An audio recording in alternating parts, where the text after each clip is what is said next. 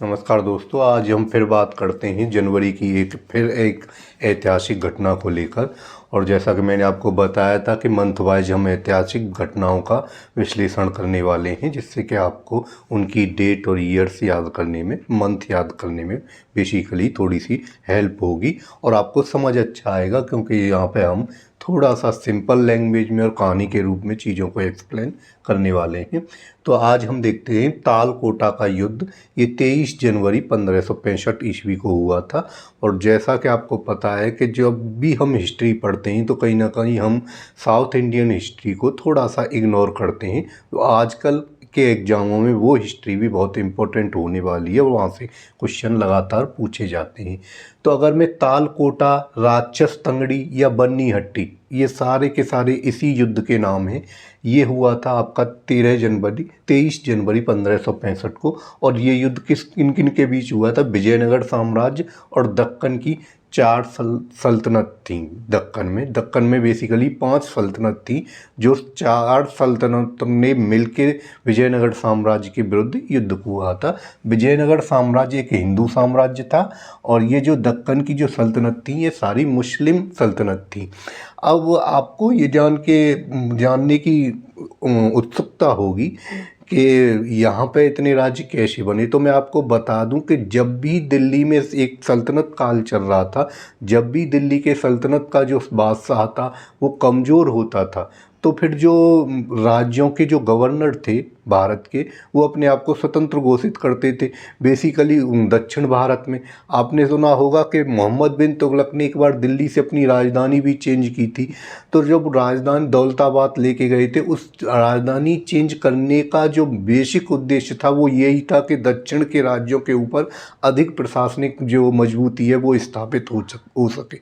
लेकिन ऐसा हो जाता था। और बेसिकली जब ये राज्य स्थापित हुए, उनका जब मैं बात करूं कि कब स्थापित हुए, ज़्यादातर आप देखोगे तो तैमूर लंग का आक्रमण हुआ था भारत के ऊपर 1398 ईस्वी में, जब नसरुद्दीन महमूद, ये तुगलक वंश के थे, नसरुद्दीन महमूद नाम के दो सुल्तान हुए सल्तनत काल में दिल्ली में।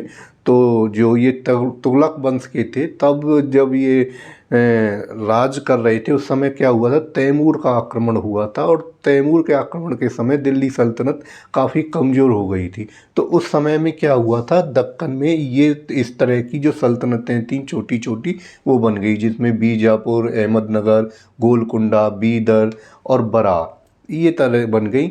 और उसी समय में तुगलक वंश में ही मोहम्मद बिन तुगलक के समय आप देखोगे कि एक विजयनगर साम्राज्य बन के उभरा था साउथ में, बेसिकली ये कर्नाटक में है। और ये एक हिंदू साम्राज्य था जो 1336 में हरिहर और बुक्का नाम के दो संगम वंश के जो शासक थे, सामंत थे पहले वो, तो उन्होंने क्या किया था, वहाँ पर एक हिंदू साम्राज्य की नींव रखी थी। और ये साम्राज्य अपने वैभव के लिए और अपनी जो इन्होंने जो परंपराएं चलाई थी, अपनी प्रशासनिक विशेषताओं के लिए काफ़ी भारतीय इतिहास में महत्वपूर्ण है। तो आप ये देखोगे कि तालकोटा के युद्ध से ये जो साम्राज्य है, विजयनगर साम्राज्य, पूरी तरह से तहस नहस हो गया। एक तरह से जो विजयनगर जो सिटी था वो पूरी तरह से बर्बाद ही हो गया था। अब आप देखोगे कि ये विजयनगर जो साम्राज्य था, ये जो मुस्लिम सल्तनतें थी उनसे इनका हमेशा संघर्ष चलता रहता था। कई बार आप देखोगे कि उन राज सीमाओं के लेके जो उनका संघर्ष था, कई बार उनकी जो आपसी जो मतभेद थे, तो आप ये देखोगे कि कई बार इनमें आपसी समझौते भी होते थे। लेकिन आपको यहाँ पे मैं ये बता दूं कि मैंने जैसा आपके कह रहा हूँ कि एक हिंदू साम्राज्य और एक मुस्लिम सल्तनत, तो यहाँ पे आपको ये जानने की, मैं आपको पहले ये क्लियर कर देता हूँ कि ये जो युद्ध हुए, इन युद्धों में कहीं पे भी हिंदू मुस्लिम एंगल नहीं था। बेसिकली मैं ये बताना चाहता हूँ, कहीं पे भी जो युद्ध थे वो धर्म को आधार बना के युद्ध नहीं होते थे, ये सत्ता के लिए युद्ध होते थे, अपने साम्राज्य विस्तार के लिए युद्ध होते थे। और आप इनकी अगर सेनाओं को अच्छी तरह से एनालाइज करोगे तो हिंदू जो शासक थे उनकी सेनाओं में बहुत सारे मुस्लिम सैनिक काम करते थे, सेनापति कार्य कर रहे थे। और जो मुस्लिम जो शासक थे उनकी सेनाओं में बहुत सारे हिंदू भी कार्य कर रहे थे, अपना सेवा दे रहे थे सेना और सेनापति के रूप में। तो इस तरह से, लेकिन अब क्या हुआ था कि जब 1565 में आपने एक विजयनगर साम्राज्य के प्रतापी राजा थे कृष्णदेवराय। कृष्णदेवराय जब बाबर ने भारत के ऊपर आक्रमण किया था, जब वो विजयनगर के सम्राट थे, और बाबर ने अपनी आत्मकथा तुझके बावरी में भी कहा है कि भारत का सबसे शक्तिशाली जो शासक है वो कृष्णदेवराय को ही माना है। तो आप देखोगे कि कृष्णदेवराय के बाद जो उनके भाई थे अच्युत देवराय, उनको शासन मिला, और उनके बाद उनके ये भतीजे थे सदाशिव राय, इनको शासन मिला, और इनके जो मंत्री थे राम राय, इनकी ही शासन में ज़्यादा चलती थी, और ये सदाशिव राय के कौन थे, जीजा जी थे। तो इनके द्वारा क्या हुआ, पूरे के पूरे शासन को संभाला गया। और यहाँ पे अब जब विजयनगर साम्राज्य में एक तरह से उत्तराधिकार के लिए एक युद्ध सा छिड़ा हुआ था, आपस में ही जो परिवार के लोग थे वो आपस में ही झगड़ रहे थे, उसका फ़ायदा उठा के जो दक्कन की जो सल्तनत थी उन्होंने एक संघ बनाया, और उस संघ में ये कहा कि अब हम विजयनगर साम्राज्य ने जो हमारे किले जीते हैं, जो हमारा साम्राज्य जीता है, हम उसको वापस लेने का सही समय आ गया है।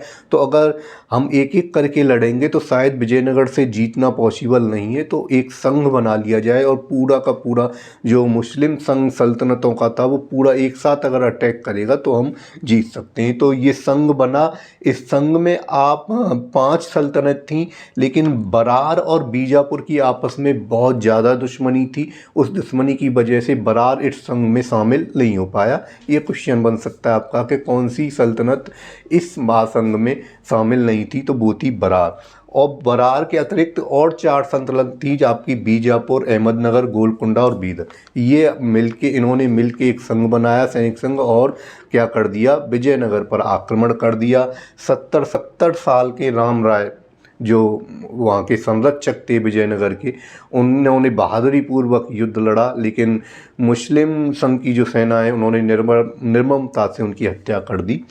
अब आप देखोगे कि तालकोटरा के युद्ध में यहाँ पे विजयनगर साम्राज्य को पूरी तरह से तहस नहस कर दिया गया, नगर को पूरी तरह से जला दिया गया, और वहाँ के जितने भी जो नगर का विकास किया गया था वो आधुनिक रूप में किया गया था। जो विजयनगर इस युद्ध के जो प्रत्यक्षदर्शी थे वो थे शेवल, उन्होंने इसका वर्णन किया है, और उन्होंने देखा है कि किस तरह से मुस्लिम सेना ने जो विजयनगर साम्राज्य की जो बेसिक स्ट्रक्चर था, जो प्रगतिशील वहाँ पे स्ट्रक्चर बने हुए थे, चाहे वो मंदिर हों या वो चौड़ी सड़कें हों, बाग बगीचे हों, उन सब में आग लगा दी और बेरहमी से उस नगर के साथ बर्ताव किया।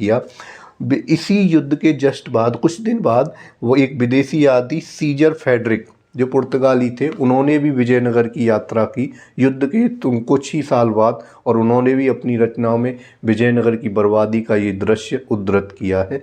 तो इस तरह से आप देखेंगे कि तालकोटा का जो युद्ध था वो विजयनगर और दक्कन की 4 सल्तनतों के बीच हुआ, और इस युद्ध ने विजयनगर साम्राज्य को पूरी तरह से नष्ट कर दिया। हालांकि पूरी तरह से नष्ट तो नहीं कह सकते, इसके बाद एक वंश ने और राज किया, लेकिन जो विजयनगर सिटी था वो पूरी तरह से बर्बाद हो चुका था। उसके बाद जो अगला जो वंश आया था विजयनगर का, उसने अपनी राजधानी बदलनी पड़ी थी। तो इस तरह से आज इस युद्ध के लिए यहीं तक, आगे देखते हैं अगली और किसी ऐतिहासिक घटना के साथ।